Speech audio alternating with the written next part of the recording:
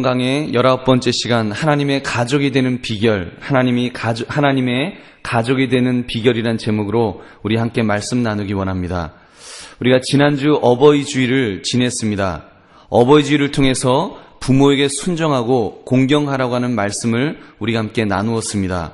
그러면서 기독교는 부모에 대한 효를 그 어떤 것보다도 강조한다는 사실을 우리가 한번 말씀을 통해서 확인하였습니다.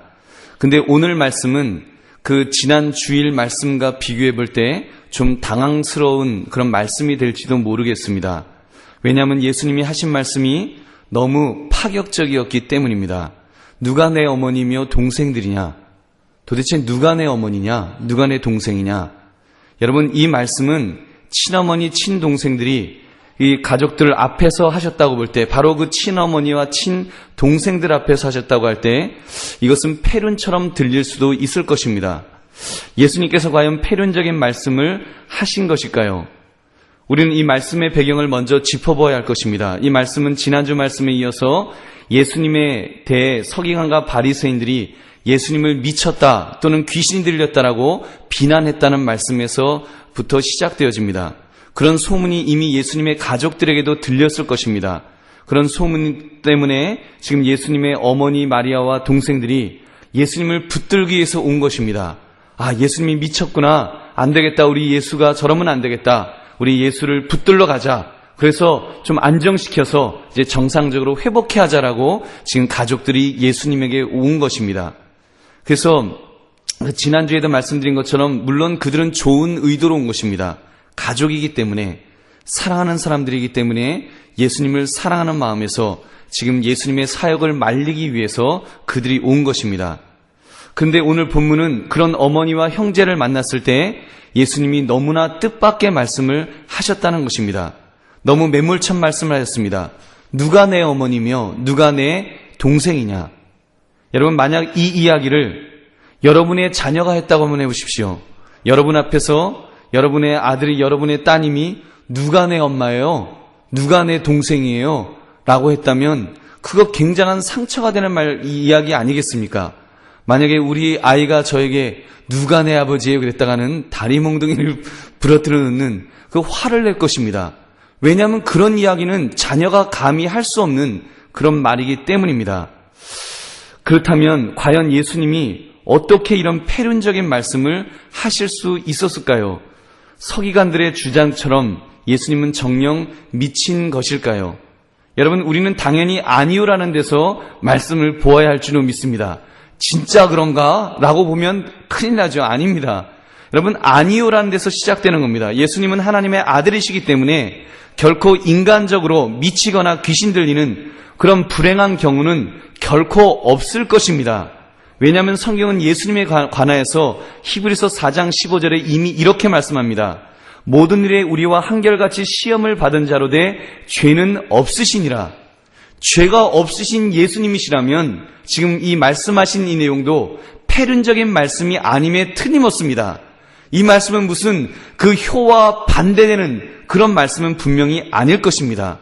예수님은 지극히 정상적이셨고 결코 미치거나 패륜적인 행동을 하실 분이 아닌 것입니다. 그렇다면 예수님께서 의도하신 것이 과연 무엇이겠습니까?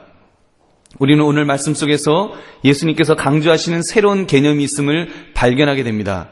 그것이 바로 가족에 대한 개념입니다. 하나님 안에서의 가족, 하나님의 가족이라는 개념을 말씀하시면서 우리가 하나님의 가족이 되었으며 그 삶이 어떠한지, 어떻게 하면 되는지 그 비결에 대해서 우리에게 설명해 주고 계시다는 것입니다. 우리가 그것을 살피면서 함께 은혜를 나누시는 저와 여러분 되시기를 바랍니다. 여러분, 첫째로 하나님의 가족이 되기 위해서 인간의 편협한 생각을 뛰어넘어야 함을 말씀하고 있습니다. 우리 인간의 편협한 생각, 그것을 뛰어넘어야 합니다. 그래서 33절에 예수님이 대답하시되 누가 내 어머니며 누가 내 동생이냐라는 그런 파격적인 말씀도 하신 것입니다. 이 말씀을 너무 부정적으로 볼 필요는 없습니다. 예수님께서 가족관계를 무시하신 것이 아니라 진리를 강조하신 것임에 틀림없습니다. 예수님이 단순하게 누가 내 어머니며 동생이냐 이렇게 말씀하신 것이 아닙니다. 누가 내 어머니며 동생이냐, 이러이러한 사람이 내 진짜 가족이다라고 예수님은 말씀하였습니다. 그냥 누가 내 어머니냐, 누가 내 동생이냐 이러고 끝난 것이 아니라는 것입니다. 예수님은 그렇게 말씀하시면서 진짜 가족이 누구인지에 대해서, 어떤 사람인지에 대해서 그것을 강조하기 위해서 지금 부정적인 표현을 하셨을 뿐입니다. 오히려 이 부정을 통해서 강한 긍정이 있는 것입니다. 예수님이 말씀하시고자 하는 강한 긍정의 내용이 있습니다. 즉, 더 좋은 개념을 설명하기 위해서 친가족의 개념을 부정한 것처럼 표현하신 것 뿐입니다. 여러분 믿으십니까?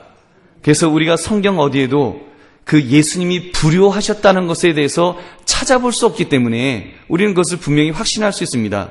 우리 예수님이 십자가상에서 죽으실 때 마지막 하셨던 7말씀 중에 예수님이 무슨 말씀을 하셨습니까? 요한복음 19장 26절 27절을 보면 예수께서 자기의 어머니와 사랑하시는 제자가 곁에 서 있는 것을 보시고 자기 어머니께 말씀하시되 여자여 보소서 아들이니다 하시고 또 그 제자에게 이르시되 보라 내 어머니라 하신대 그때부터 그 제자가 자기 집에 모시니라. 예수님은 마지막 사역에도 어머니를, 자기 육신의 어머니를 끝까지 모셔달라고 하는 부탁을 자기의 제자에게 하고 계시다는 것입니다. 예수님은 그렇게 효에 대해서 강조하는 분이시고 효에 대해서 그것을 귀하게 여기시는 분이시지 결코 그것을 부정하거나 하는 그런 패륜적인 분이 결코 아니시라는 것입니다. 여러분, 그렇게 볼 때 예수님이 하신 말씀은 육신적인 가족 관계보다 지금 신령한 아버지와의 관계가 더 중요하다는 것을 강조하기 위해서 이 말씀을 하신 것입니다. 아버지와의 관계, 하나님 아버지와의 관계, 하나님 아버지와의 가족 관계가 얼마나 소중한 것인지를 말씀하기 위해서 육신의 그런 가족보다도 더 소중한 그런 관계가 있다는 것을 예수님은 강조하고 있으시다는 것입니다. 사랑하는 성도님들, 그렇게 볼 때 하나님과의 관계, 특별히 하나님을 아버지라 부르며 가족 관계를 누린다는 사실에 대해서 얼마나 가치를 두고 있는지를 우리는 깨달아야 합니다. 그리고 그 일을 위해서는 어떤 것도 희생할 수 있다는 각오를 우리도 해야 될 줄로 믿습니다. 예수님이 이렇게 강조하신 것은 세상의 어떤 것과도 바꿀 수 없을 만큼 세상의 모든 것을 다 투자해서라도 하나님하고의 가족관계를 이루는 것이 소중하다는 것을 예수님이 말씀하신 줄로 믿습니다.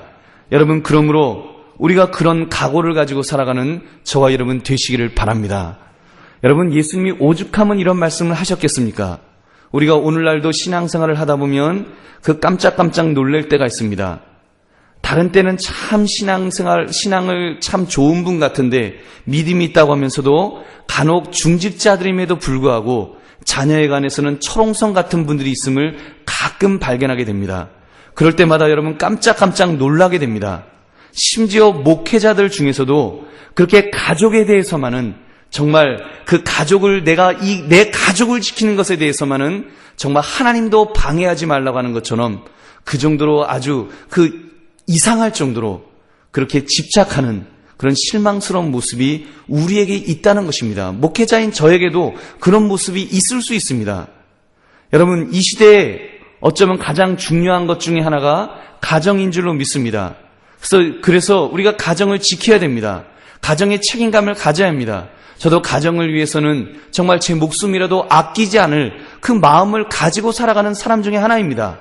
그러나 여러분, 그래서 가정을 강조하다 보니까 특별히 이 시대에 여러분 가정에 대해서 우리가 너무 강조하고 있지 않습니까?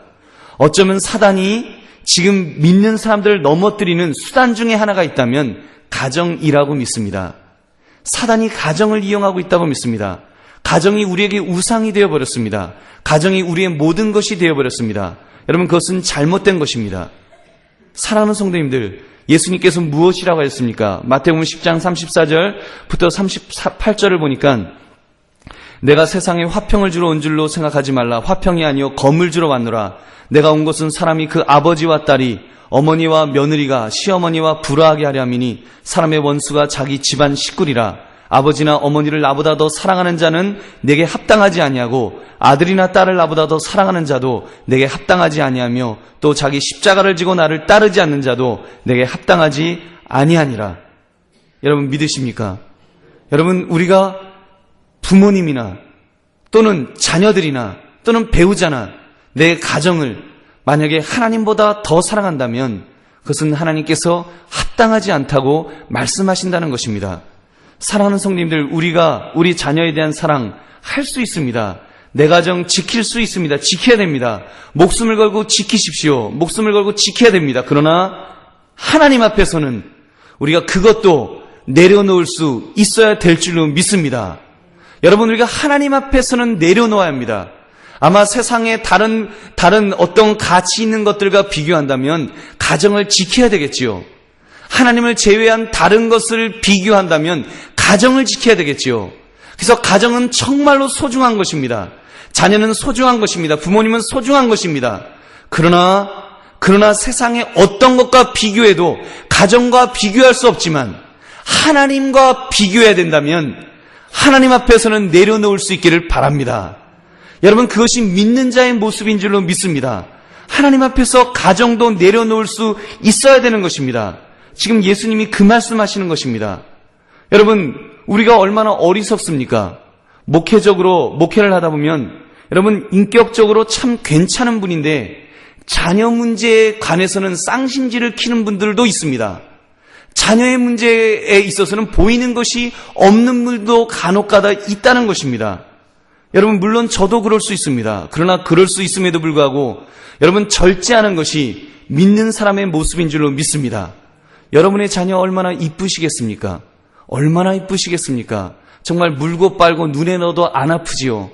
그러나 여러분, 우리가 하나님 앞에서는 그 이쁜 자녀도 내려놓을 수 있기를 바랍니다. 여러분, 아브라함이 그 모습을 보이지 않았습니까? 100세에 낳은 아들, 독생자인 그 이삭이라도 하나님이 바치라고 할 때 바치려고 하지 않았습니까? 여러분, 바치려고 할 때 하나님이 받으셨습니까? 안 받으셨습니다. 하나님 그렇게 잔인한 하나님 아니신 줄 여러분 믿으시기 바랍니다. 우리가 자녀보다도 하나님을 더 우선으로 여길 때 하나님은 그 자녀에게 더 큰 복을 주실 줄로 믿습니다. 아버지가 주는 복보다, 어머니가 주는 복보다 더 큰 복을 주실 줄로 믿습니다. 하나님이 우리에게 받으시기를 원하시는 것은 그 자녀보다 더 하나님을 원하는 그 마음만 받으시는 줄로 믿습니다. 여러분, 우리가 그래서 지혜롭게 신앙생활 합시다. 왜 이렇게 어리석게 신앙생활 합니까? 여러분, 우리 어리석게 신앙생활 하면 우리만 바보 되는 것 아닙니까? 여러분, 우리는요, 지혜롭게 신앙생활해서 하나님 앞에서는 하나님은 좋으신 하나님이시기 때문에 그 하나님 앞에는 뭐든지 아까워하지 않는, 전폭적으로 나를 드릴 수 있는 그런 저와 여러분 되시기를 주님의 이름으로 축원합니다. 여러분, 혹시라도 자녀가 만약에 우상처럼 되어 있다면 여러분, 우리가 회개해야 될 줄로 믿습니다. 골로새 3장 5절, 그러므로 땅에 있는 지체를 죽이라. 곧 음란과 부정과 사욕과 악한 정욕과 탐심이니 탐심은 우상 숭배니라. 여러분, 자녀가 만약에 내 욕심의 전부가 되어 있다면 여러분, 그것은 우상 숭배하는 것입니다. 자녀가 내 우상이 될 수 있습니다. 사랑하는 성도님들, 여러분의 인생에 하나님을 아버지로 모시면 하나님과 진정한 가족관계를 이루시는 저와 여러분 되시기를 바랍니다. 여러분, 그러기 위해서 그런 삶을 누리기를 원하신다면 꼭 이렇게 내 육신의 가족, 내 육신의 가정을 뛰어넘을 수 있는 그런 과감한 헌신이 있기를 주님의 이름으로 다시 한번 축원합니다. 그러므로 하나님께서 마음껏 우리를 쓰실 수 있는 그런 저와 여러분 되시기를 바랍니다. 두 번째로, 예수님은 누구나 다 가족이 될 수 있음을 말씀하셨습니다. 여러분, 33절 보니까 대답하시되 누가 내 어머니며 동생들이냐 하시고, 우리 다시 이 말씀을 보면 누가 내 어머니면 동생들이냐, 이 말씀은 육신적인 어머니를 무시하는 말씀이 아니라고 그랬지요. 여러분, 그러면 무엇이라고 하셨습니까? 35절에 누구든지라고 했습니다. 누구든지. 예수님은 그 하나님과의 가족 특권을 누구든지 누릴 수 있음을 말씀하신 것입니다. 여러분, 이것이 복음인 줄로 믿습니다. 육신적인 가족은 정해진 것입니다. 이것은 소위 우리가 믿지 않는 사람들이 쓰는 단어이죠. 운명이란 단어, 운명입니다. 이 운명은 바꿀 수 없는 것 아닙니까? 우리가 태어날 때 운명, 어느 가족에서 태어나느냐, 이것은 우리가 바꿀 수 없습니다. 여러분, 심지어 우리가 예를 들면 나는 삼성가의 아들로 태어날 수가 있을까요? 내가? 없습니다. 0%입니다. 왜냐하면 운명적으로 나는 그렇게 태어나지 않았기 때문에 이미 운명적으로 저는 다른 부모님 밑에서 태어났기 때문에 그거는 불가능한 일입니다. 여러분, 혈통적인 가족, 이거는요, 그냥 정해지면 그것으로 끝입니다. 그래서 여러분, 예수님의 혈통적인 가족은 우리가 될 수 없겠지요. 여러분, 영적인 가족은 어떻습니까? 하나님의 가족이 되는 것은 어떻습니까? 여러분, 그것은 문이 열려 있는 줄로 믿습니다. 거기에는 어떤 조건도 없는 줄로 믿습니다. 누구든지 다 그 하나님의 가족이 될 수 있다라고 예수님이 말씀하신 것입니다. 여러분, 믿음이 그렇지 않습니까? 믿음에 대해서 로마서 그 3장 22절에서 무엇이라고 말씀합니까? 곧 예수 그리스도를 믿음으로 말미암아 모든 믿는 자에게 미치는 하나님의 의인이 차별이 없느니라. 여러분, 차별이 없는 줄로 믿습니다. 우리가 의롭게 되는 것도 차별이 없는 것처럼 하나님의 가족이 되는 것에도 결코 차별이 없는 줄로 믿습니다. 누구에게나 문이 열려져 있는 줄로 믿습니다.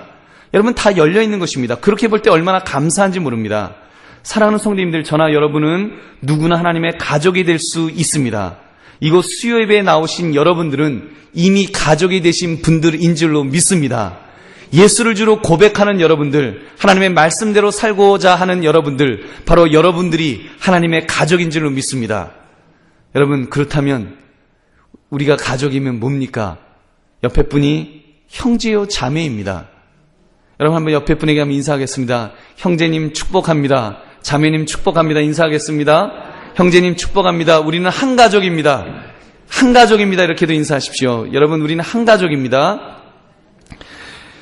여러분, 우리가 정말 하나님 안에서 한 가족 되었다는 거 여러분 믿으십니까?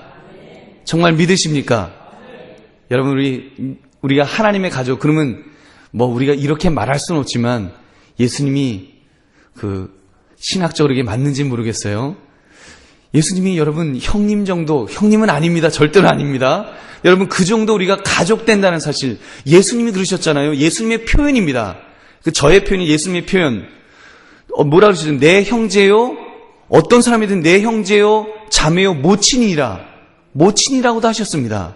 여러분, 그런 면에서 우리가 예수님 안에서 우리가 한 가족 되었다고 할 때 우리가 바로 하나님의 가족이요, 우리가 예수님의 가족인 줄로 믿습니다. 여러분, 우리가 그 특권을 생각하면서 우리가 그것을 하나님을 아버지라 부를 수 있는 그 특권 앞에 우리가 감사하며 살아갈 수 있기를 바랍니다. 그 특권 하에서 결코 흔들리지 않으시는, 사단이 괜히 여러분을 자꾸 건드려서 너 진짜 믿어? 너 진짜 구원 받았어? 너 진짜 하나님의 자녀 맞아? 이런 의심을 줄 때 웃기지 마. 나는 아니야. 나는 믿고 하나님의 자녀 되었어. 이렇게 분명히 확신할 수 있는 저와 여러분 되시기를 주님의 이름으로 축원합니다. 여러분, 그렇다면 어떻게 하면 하나님의 가족이 될 수 있는가요? 그것이 세 번째, 마지막으로 하나님의 뜻대로 행하는 사람, 즉 순종의 사람이 하나님의 가족이 될 수 있다는 것입니다. 36절의 말씀입니다. 누구든지 하나님의 뜻대로 행하는 자가 내 형제요 자매요 어머니이라. 지금 주님께서 강조하시는 것은 순종에 대해서 강조하시는 것입니다. 누가복음 8장 21절에서는 내 모친과 내 동생들은 곧 하나님의 말씀을 듣고 행하는 이 사람들이라고 그렇게도 표현하셨습니다. 그렇게 순종을 하면 어느 정도의 복을 주신다는 것입니까? 내 형제요 자매요 어머니가 되는 정도의 가족의 복을 주시마라고 약속하신 줄로 믿습니다. 그런 특권이 저와 여러분에게 이미 임하여 진 줄로 믿습니다. 그렇게 하기 위해서 반드시 필요한 것, 다시 말씀드리지만 그것은 순종입니다. 순종인 줄로 믿습니다. 여러분, 하나님께 순종하십니까? 하십니까? 순종하십니까? 아멘이 적으시니 믿으십니까? 할 때는 아멘 하시는데 왜 순종하십니까? 하니까 왜 아멘 소리가 적어져요? 여러분, 믿음이나 순종이나 같은 것입니다. 하나님의 명령 앞에 무조건 순종해야 할 줄로 믿습니다. 믿습니다 하면은 꼭 아멘을 잘 하시는데 순종하십니까 하면은 여러분 어떻게 순종하시겠습니까? 어떻게? 보이지 않는 하나님께 어떻게 순종하시겠습니까? 말씀 앞에 순종해야 합니다. 여러분, 교회 앞에 순종해야 합니다. 말씀에 위배되지 않는다면 여러분 목회자들 앞에 순종해야 할 줄로 믿습니다. 말씀 앞에 고개를 빳빳이 들고, 교회 앞에 고개를 빳빳이 들고, 목회자 앞에 고개를 빳빳이 들어서 좋을 것 하나도 없습니다. 여러분, 제가 오랫동안 살진 않았지만, 목회를 해오면서 또 저희 믿음의 선배들도 늘 하시는 말씀입니다. 교회 앞에 고개를 빳빳하게 드는 사람치고, 목회자 앞에 고개를 빳빳하게 드는 사람치고, 여러분, 제대로 된 사람 없다는 것입니다. 그런 사람 하나님이 복 주지 않으십니다. 그런 사람요, 다른 사람에게 인정받지 못합니다. 하나님 앞에 인정받지 못합니다. 여러분, 그거는 누구나 다 알고 있습니다. 여러분, 우리가요, 신앙생활 하는데 이렇게 교회 앞에 순종하고 또 목회자 앞에도 순종하는 모습을 가지시기 바랍니다. 때로는 목회자가 좀 부족해도 여러분, 성도로서 마땅히 순종하는 마음을 가지는 것은 여러분을 위해서 좋은 줄 믿으시기 바랍니다. 여러분, 그 목회자는 하나님이 심판하실 것입니다. 그리고 우리는 그 순종하는 자로서 하나님께서 세우신 그 목회자를 그냥 순종하는 마음으로 순종하면 하나님께서 그런 사람을 이뻐하실 줄로 믿습니다. 여러분, 그것이 신앙의 원리입니다. 그것이 복받을 수 있는 원리인 줄로 믿습니다. 여러분, 왜 그렇습니까? 왜냐하면 여러분, 목회자는 하나님의 말씀을 대언하는 자이기 때문에 그냥 하나님을 보고서 순종하는 거지 그 사람 보고 순종하라는 것 아닙니다. 사람 보면 왜 순종합니까? 여러분이 더 똑똑하고 여러분이 더 연륜이 있으시고 여러분이 더 그런데 왜 그렇습니까? 말씀을 전하는 자이기 때문에, 하나님의 말씀을 전하는 사람이기 때문에 그 말씀 앞에 순종하자는 것입니다. 여러분, 그냥 목사가 예를 들어서 우리 놀러 갈까요? 그런데 아멘 그러라는 것 아닙니다. 우리 나이트클럽 갈까요? 그런데 아멘 하라는 것 아닙니다. 하나님의 말씀 앞에서 하나님의 말씀을 증언할 때 여러분, 그때 아멘 하시면서 순종할 수 있는 저와 여러분 되시기를 주님의 이름으로 축원합니다. 여러분, 그러면 하나님께서 이렇게 복을 주실 것입니다. 여러분, 왜 예수님께서 순종을 이렇게 강조하셨을까요? 왜 행함을 이렇게 강조하셨을까요? 좀 헷갈리지 않습니까? 왜 예수님께서 순종을 이렇게 강조하시면서, 아니, 언제는 믿음으로 구원 얻는다 그러시고, 언제는 믿음 하시더니, 왜 또 지금은 또 이렇게 순종하지 않으면, 이거 뭐야, 누구든지 하나님의 뜻대로 행하는 자가 내 형제여 자매여 어머니니라. 하나님의 뜻대로 행하는 자. 야, 이거 행함인데. 그러니까 여러분, 하나님의 말씀에 순종하십니까? 하니까, 아멘. 소리가 작아지는 것입니다. 그러면서 헷갈리는 거예요. 하나님 뭡니까? 내가 어느 쪽 해야지 이거 구원받습니까? 우리가 질문할 수 있습니다. 여러분, 우리는 이 말씀이 결코, 여러분, 이렇게 의인은 오로지 믿음으로 말미암아 살리라는 로마서의 고백과 상충되지 않는다는 사실을 여러분 믿으시기 바랍니다. 의인은 오로지 믿음으로 말미암아 산다는 이 말씀하고 예수님이 지금 말씀하시는 이 내용, 하나님의 뜻대로 행하는 자가 여러분 상충되지 않습니다.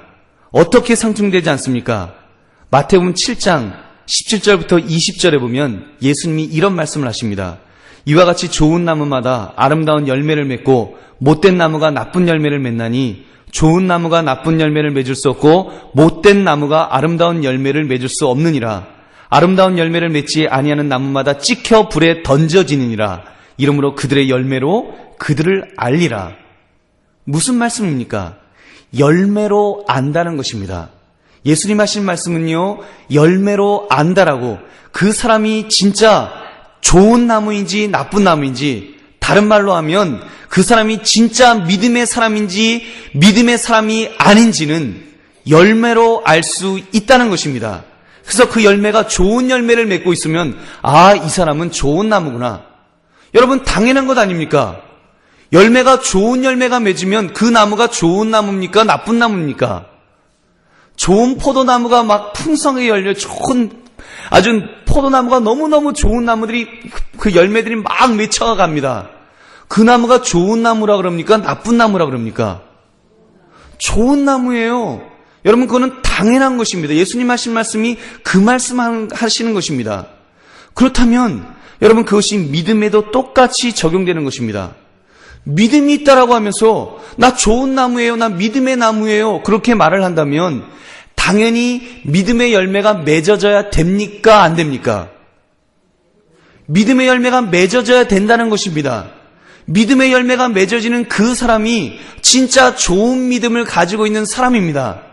말은 나 믿음이 좋은 나무입니다. 나 믿음이 좋은 사람입니다. 근데 맺혀지는 거는 이게 순 이상한 것만 맺히는 거예요. 뭐 불만의 열매만 맺혀지고, 뭐 불순종의 열매만 맺혀지고, 뭐 예를 들면은 뭐 죄악의, 뭐 음란의 열매가 맺혀지고, 그런 시기의 열매가 맺혀지고, 이런 열매가 막 맺혀지면 어떻게 그 사람을 보고 야, 저 사람 믿음 있는 사람이다라고 우리가 말할 수 있느냐는 것입니다.